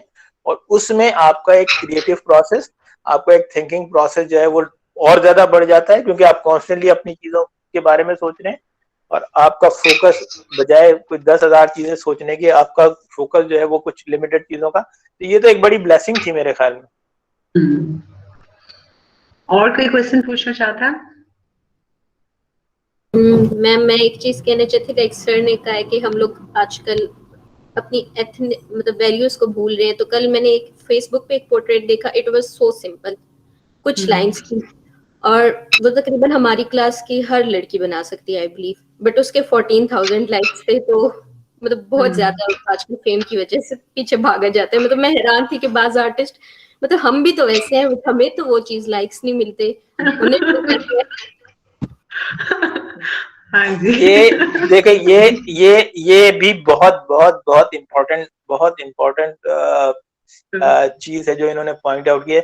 बच्चे, मैं यही तो कह रहा हूँ ना कि उन आप अभी मैं रिसेंट मिसाल देता हूँ, बहुत सारे गाने ऐसे स्टूपिड गाने बने हैं जिनके व्यूज जो हैं वो मिलियंस में हैं। अच्छा, वो सारे व्यूज या सारी वो चीजें, उनका मजाक उड़ाया है लोगों ने, उन्होंने उनको बहुत उनको फनी, कुछ उसमें अप्रिशिएट भी किसी ने किया होगा, लेकिन ज्यादा। अब जो अगर वो गाना मिसाल के तौर पर मैंने गाया है, तो बजाय मैं शर्मिंदा हूँ, मैं उसको मुझे बहुत अच्छा लगा कि लोगों ने मुझे जो है वो मोहब्बत दे रहे हैं और ये दे रहे हैं वो दे रहे हैं। सारी परसेप्शन बदल दी, और भाई लोग आपका मजाक उड़ा रहे हैं। मतलब वो आपने एक स्टूपिड चीज की है, वो एक वीडियो वायरल हुई है, पता नहीं क्या, ये मेरा हमारी पार्टी है और ये है वो है, लोग मजाक उड़ा रहे हैं, वो आगे जाइए थैंक यू वेरी मच, मुझे बहुत मोहब्बत मिल रही है, बहुत मुझे प्यार मिल रहा है। तो भाई ये मतलब वो सारी सारी चीजें ही बदल दी ना आपने। अब अगेन क्योंकि वो सोशल मीडिया के थ्रू उनको ये लग रहा है कि वो फेम मिल रहा है। अगर यही क्राइटेरिया है तो वो जो बेचारा ताहिर शाह था, वो तो मेरा ख्याल में इस दुनिया का सबसे अजीम गुलकार वही था, सबसे बेहतरीन सिंगर वो था, क्योंकि उसको तो मिलियंस में लाइक मिले थे। मगर वो कहाँ है आज? Who knows about him? मतलब उसका क्या है? ऐसे ये सब, वो चाय वाला बेचारा एक आया था, वो मिलियंस में लाइक, कहाँ गया वो आज भी चाय बेच रहा है। ये जो है ये भी थोड़े 2-4 दिन के लिए आएंगे, उसके बाद ये डिसअपियर। तो ये इस ट्रैप में मत पड़े। मतलब कौन किसके कितने फॉलोवर्स हैं, मैं ऑनेस्टली बता रहा हूँ आपको, मैं अपना एक्सपीरियंस बता रहा हूँ। मैं कोई भी चीज जब सोशल मीडिया पे पोस्ट करता हूँ जो मुझे लगता है कि बहुत यानी मेरे अपने हिसाब से बहुत जबरदस्त है और जिसको कि लोगों को बहुत अप्रिशिएट करना चाहिए, उस पर 5-6 लाइक आते हैं, ठीक है। और जो मैं कोई चीज वैसे ही रैंडम सी कर दूं तो उस पर पता चलता है कि जी 200-300 लाइक्स आ गए। तो आप उस पे जज नहीं करते, ना करें, और ना उससे किसी किस्म का जो है वो कॉम्प्लेक्स, ना सुपीरियरिटी कॉम्प्लेक्स ना इंफीरियरिटी कॉम्प्लेक्स है, ये हमारे काम पे कितने लाइक आए या नहीं है, भूल जाए इसको, ये सब फेक है। अगर आपने जो ड्राइंग की है वो बहुत आपको पसंद है, आपको अच्छी लगती है, तो 1 लाइक आए या 1 लाख लाइक आए या 1 मिलियन लाइक आए, इररेलेवेंट, वो आपको अच्छा लगा है, बस दैट्स इट। बिल्कुल ठीक कह रहे हैं। इस ट्रैप में बिल्कुल भी मत फंसो। ये इस टाइम का ट्रैप है जिसमें कि आप वो कितनी लाइक्स किसने लाइक किया और कितना किया, वो अगर आप गिनने लगे तो फिर आपका काम खराब हो गया। सर वही सोच रही थी कि मतलब उनका काम में कुछ भी नहीं था, बट फिर भी उन्हें मिले हुए थे। और ये अच्छी बात है कि आपने सोचा कि उसमें कुछ नहीं है। ये बड़ी अच्छी बात है कि आपने एज अ व्यूअर ये नहीं सोचा कि सारे कर रहे हैं तो मैं भी लाइक कर दूं। ये बहुत अच्छी बात है। You should reflect on that कि क्या हो रहा है। That is something. नहीं, इसमें पता है कि नहीं, कंपैरिजन तो ना करें। मैं जो समझाने की कोशिश कर रहा हूँ कि कंपैरिजन ना करें, स्पेशली सोशल मीडिया पे, और इस पे तो कंपैरिजन ना करें। कौन किसको लाइक कैसे मिलते हैं, कैसे होता है, वो सब बहुत एक वियर्ड, वो एक पूरी साइंस है, वो पूरा एक, मतलब मैं अपनी कोई पोस्ट स्पॉन्सर कर दूं या हाँ वो सारा, तो उसमें उस ट्रैप में मत पड़े। आपने अपनी पूरी जो भी चीज करनी है वो अपनी पूरी सिंसियरिटी से, पूरी ऑनेस्टी से करनी है, और आपने अपने आप को खुश करना है। मतलब आप you should enjoy your work, that's it. उसके बाद अगर उस पर 2 लाइक आ जाते हैं तो भी ठीक है, नहीं आते तो भी ठीक है, 50,000 आ जाए तो भी ठीक है, वो मैटर नहीं करता। बिल्कुल ऐसे ही है। जी बताएं और कुछ पूछ। हाँ जी आमना कुछ पूछना चाहती हैं, कुछ और पूछना चाहती हैं? जी बताएं। सर रिसेंटली जैसे आपने भी बताया था कि लामा इकबाल का जब वो पोर्ट्रेट बना था और वो सारा हुआ, वो गिरा दिया गया था, बट इन प्रेजेंट सिचुएशन पर मैं उस पर सोच रही थी, तो मैंने सोचा कि अगर उस टाइम पे जब ये बात आई कि उनका जो पोर्ट्रेट था या गिरने वाला है, तो वहां पे हम आर्टिस्ट को नहीं चाहिए था कि हम भी उनकी सपोर्ट में आए, क्योंकि जब अगर हम उनकी सपोर्ट में आते कि ये ना गिराया जाए, एज अ आर्टिस्ट ये हमारा पॉइंट ऑफ व्यू था कि वो भी एक आर्ट पीस था, उसे नहीं गिराना चाहिए। दूसरे कॉमन पीपल को नहीं पता था, उन्हें लगा कि ये गलत चीज है, तो उनको हमें सपोर्ट करना चाहिए था कि अगर हम उनको सपोर्ट करते और हम बताते कि नहीं ये एक आर्ट पीस है और उसको सिक्योर करना चाहिए, तो फिर ये बात ही नहीं आती, उसे गिराना ही नहीं पड़ता। तो लेक ऑफ ये तो हमारी एक यूनिटी कमजोर ही है कि हम आर्टिस्ट होके अपने दूसरे आर्टिस्ट को सपोर्ट नहीं करते, और हमारा आधा काम जो है वो इसी ही चीज की वजह से खराब हो जाता है। तो ये बात अच्छा, इसमें बच्चे, इसमें बहुत अच्छी बात है, बहुत अच्छा सवाल है। इसमें समझने की चीजें हैं दो। एक तो ये कि आर्टिस्ट कम्युनिटी में खुद डिवीजन थी।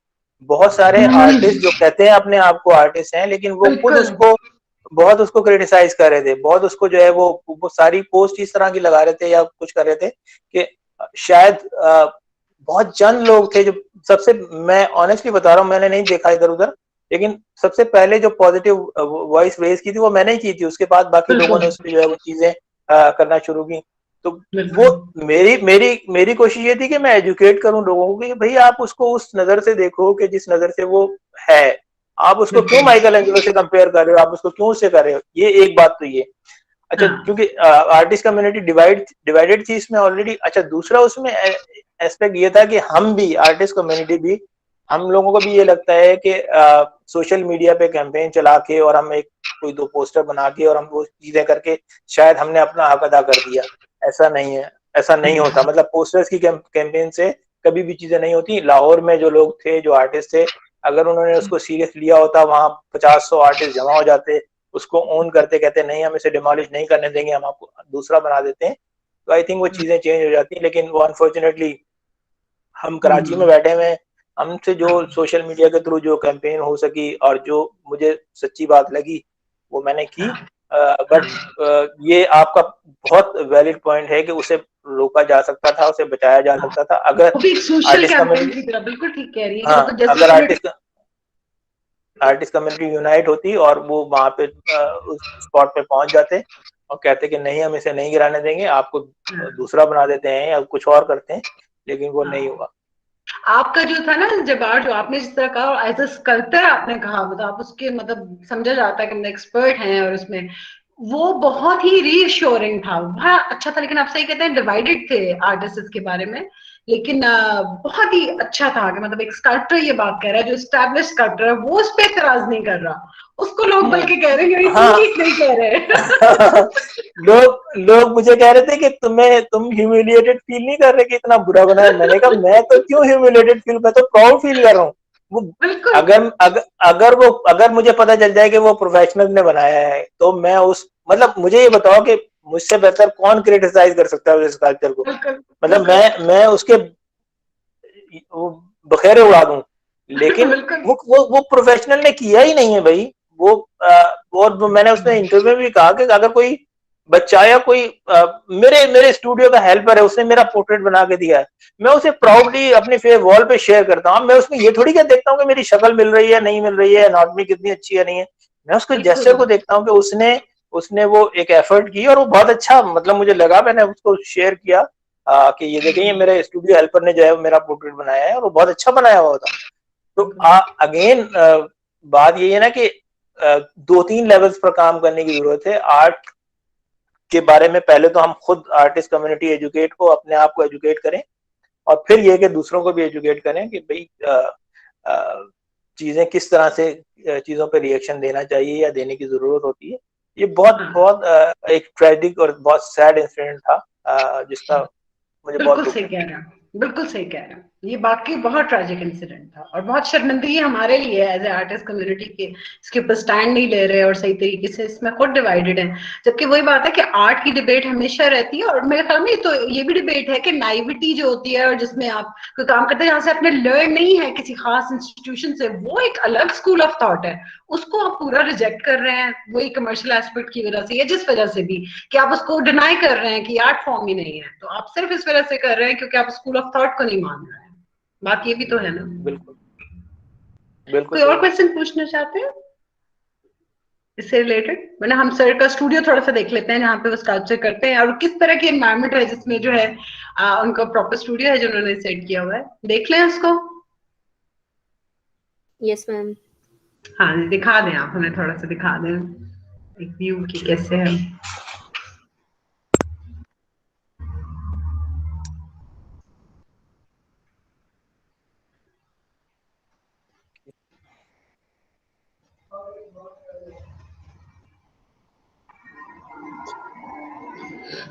ओके जी, ये अभी जहाँ हम बैठे हुए थे, ये मेरा पेंटिंग का स्टूडियो, ये देखें जिस पे मैंने मोबाइल लगाया हुआ था, ये भी मैंने दिखा दिया, ये मेरी चाय का कप भी दिखा दिया।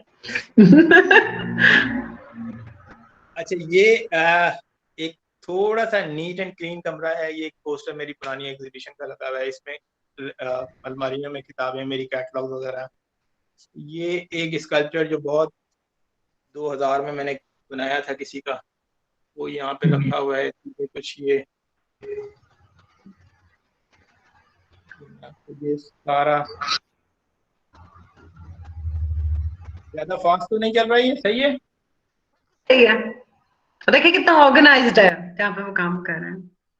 ये कुछ पेंटिंग इन प्रोसेस, कुछ ये चीजें सारी यहाँ नीचे रखी हुई हैं। एक तो ये पेंटिंग यहाँ पे, एक मेरा काम मैंने ये डिस्प्ले किया हुआ है यहाँ पे। ये कुछ एक पेंटिंग है। तो ये कमरा एक काइंड ऑफ सिटिंग रूम और पेंटिंग का है। और ये अब हम आ गए हैं बाहर, जो मेरा स्कल्पचर का सेक्शन है। ये डिफरेंट जो है वो काम एग्जीबिशंस में जाता है, तो उसके बॉक्सेस और कुछ ये स्टोरेज वगैरह का सारा, ये सारा ठीक है। सेक्शन है। ठीक है। और ये कुछ काम इन प्रोसेस जो है वो लगा हुआ है, कुछ ये कंप्लीट किया हुआ काम जो है वो लगा हुआ है।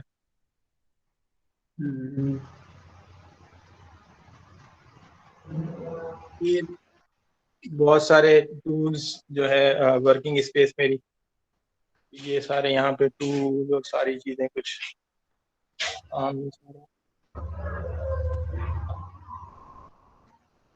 ठीक है। और ये मेरा कमरा है, जो वर्कशॉप, जहाँ पे के सारे टूल्स और सारी चीजें।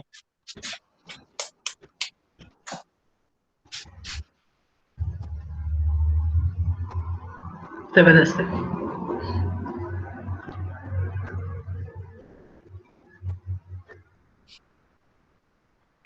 तो अब ये देखें कि स्कल्पचर करने के लिए कितने लवाजमात और कितनी सारी चीजों की आपको जरूरत होती है। इसीलिए वो जो आपका बहुत शुरू में सवाल था ना कि लोग क्यों नहीं आते, वो इसीलिए नहीं आते कि इतना बखेड़ा फैलाने की क्या जरूरत है। अनटिल अनलेस आपका पैशन ना हो, आपको ये लगे कि जो है वो यही करना है।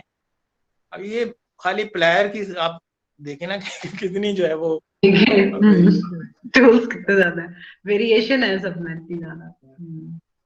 ये सारे टूल, ये सारी चीजें। और बार कई दफा तो आप ये चीजें करते हुए अकेले नहीं करते होंगे ना, कुछ साथ में हेल्प लेते होंगे बनाने में चीजें। बिल्कुल बिल्कुल, मेरे स्टूडियो हेल्पर हैं मेरे साथ। दो थे, अभी एक ने छुट्टी की हुई है और एक आते हैं, तो वो मुझे हेल्प करते हैं।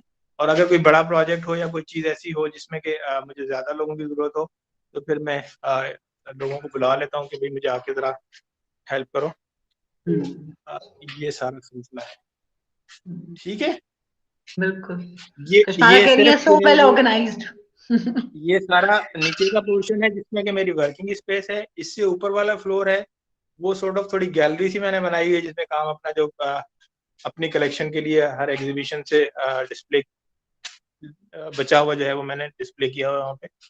अगर आप कहेंगे तो वो भी मैं दिखा दूंगा, वरना ये काफी है मेरा ख्याल। नहीं माशाल्लाह, काफी अच्छी स्पेस ऑर्गेनाइज्ड है और प्रॉपर जो है वो।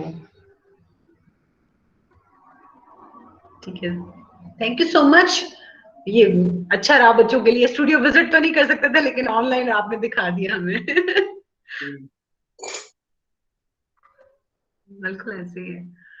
ठीक है, और कोई क्वेश्चन करना चाहते हैं सर से, वरना तो हम वाइंड अप करते हैं सेशन को। क्या चीज पूछना चाहते हैं? हाँ, कोई और क्वेश्चन पूछना चाहते हैं कोई? मैम बस मैं ये पूछ रही थी सर से कि उनका स्टूडियो कहाँ पे है, मतलब वो कहाँ काम कर रहे हैं अभी? हाँ, ये बता दें उनको।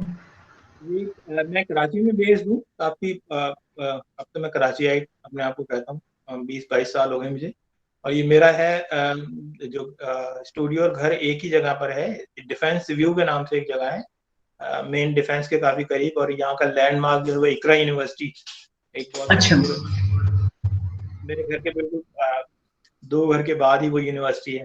और इकरा यूनिवर्सिटी में मैंने कुछ अर्से ड्राइंग की क्लासेस भी ली, तो वो सिर्फ लेने की वजह ये थी कि मैं वॉक करके चला जाता था और आ जाता था।